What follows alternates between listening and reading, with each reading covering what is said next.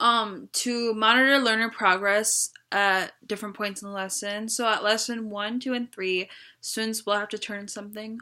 Lessons 1 and 3 specifically, they have to turn in work, which will be a highlighted story with significant details, and then a cluster diagram like this, with the main idea in the middle, and then significant details on the outer edge, just so I can see if they're getting the gist of it and if they're picking up on what this lesson is about and what they're supposed to do. In lesson 2, they will have an exit ticket, and then they will have to write down their answers. Also, students can like verbally talk to me, and I'll just like check off if they meet all my expectations that I need them to have met. And then I can read their answers and review, and same with their work. And then during lesson 3, they have an activity where they will have to read a story, highlight significant details, and create a cluster diagram.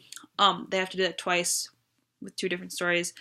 And then they can walk around the room. They can be with partners, and then they have to check in with the teachers for sure, to see if they're doing that right.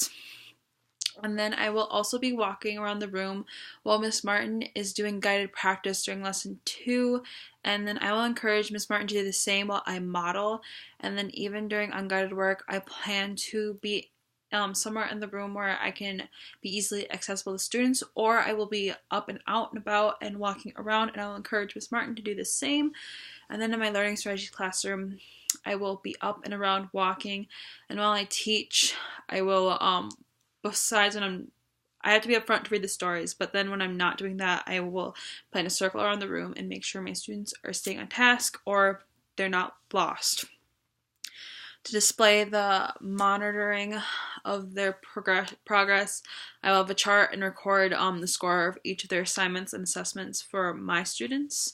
And then I will encourage Ms. Martin to do the same for her students, and I will provide her information and data on my students on my caseload to her.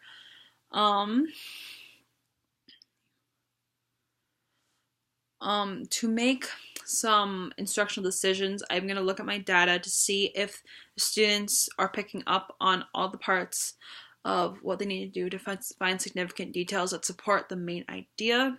And through the data, I can see if they're getting what I'm teaching them. If not, I can rework the lesson. I can spend more time in the learning strategies classroom.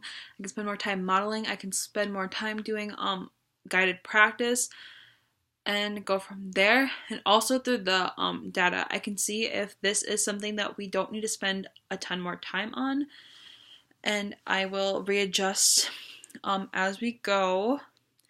And then for learners to monitor their own data towards their goal, I have the checklist plan for the steps of what they need to get done for unguided practice. So that's one way they can take ownership of their learning and see if they're making the progression towards completing their assignment and doing what the plan is stated. And then another thing I can do is I will show students their work in our learning strategies classroom and talk to them about what they're doing well and what they could work on to help them meet their learning goal at the end of the lessons.